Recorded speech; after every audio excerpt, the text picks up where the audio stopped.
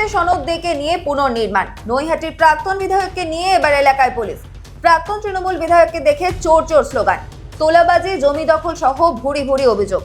8ই August শনিবার ভোররাতে দত্তপুকুর থেকে গ্রেফতার করা হয় নৈহাটির প্রাক্তন তৃণমূল বিধায়ক সনদ ডেকে।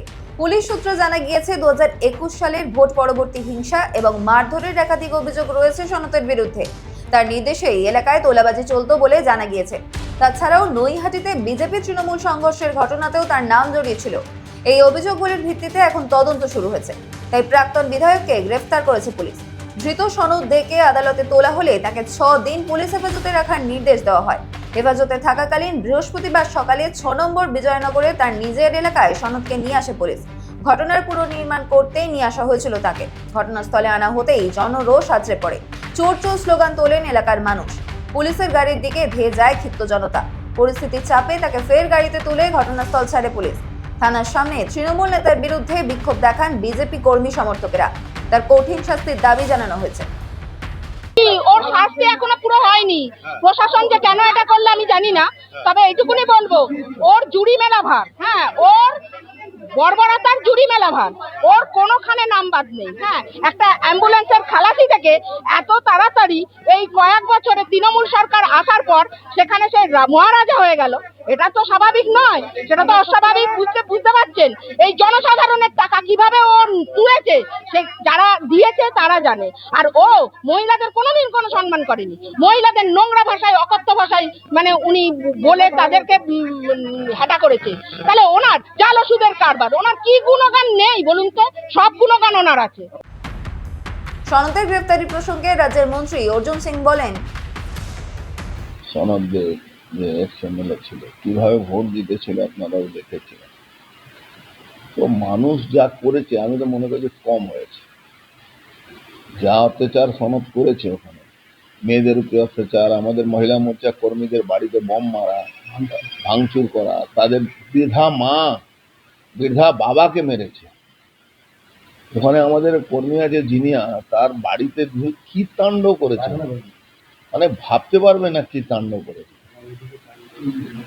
এরকম তাণ্ডব করেছিল যে তাণ্ডব কোনো কল্পনা করা যায় না। ও কম করেছে, ও তো আরো করা উচিত। ওকে মানুষ যেভাবে মানুষের উপরে অত্যাচার করেছে, আমি তো মনে করি এটা খুব কম শাস্তি আছে। আরেকটা আছে মা বিষ্ণু অধিকারী, ও একজনের বাড়ি জমি নিয়েছে, আবার পয়সাও নিয়ে নিয়েছে। লোকটা বাড়িতে লোকটা মারা গেল। ভাবতে পারবেন বিষ্ণু কি অত্যাচার আছে। জমি নিয়েছে, পয়সা 10% পয়সা, সে পয়সাটাও নিয়ে নিয়েছে রেজিস্ট্রিও করে তৃণমূলে।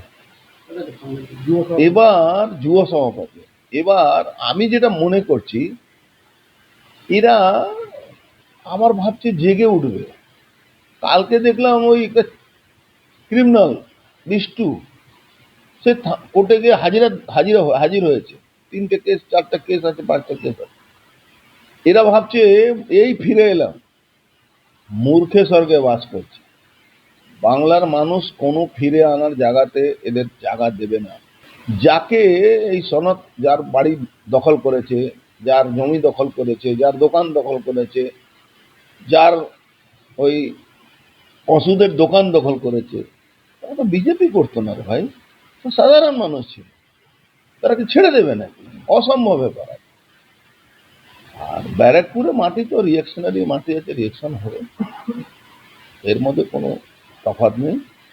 যারা অত্যাচার করেছে, আমি তর্কে খাতিরে ধরে নিলাম কি বিজেপি কর্মীরা, অনুশাসিত কর্মী, তারা চুপ করে যাবে। সাধারণ মানুষ কেন চুপ করে? সাধারণ মানুষ বিক্ষোভ, প্রতিবাদ, জনরোষ সবটাই এদেরকে বরদাস্ত করতে হবে যা অত্যাচার করেছে। 2026 সালের বিধানসভা নির্বাচনে তৃণমূলের ভরাডুবির পর থেকেই একের পর এক নেতার বিরুদ্ধে অভিযোগ প্রকাশ্যে আসছে। এতদিন যারা প্রভাবশালীদের বিরুদ্ধে মুখ খুলতে ভয় পাচ্ছিলেন, তারাও এবার অভিযোগ দায়ের করছেন। তৃণমূলের কালীঘাটপন্থী একাধিক নেতাকর্মী গ্রেফতার হয়েছে। কাউন্সিলরদের অনেকেই তোলাবাজির অভিযোগে বন্দী। এবার সেই তালিকায় নাম জুড়ল সনদেরও। Hidden stories news, Kolkata.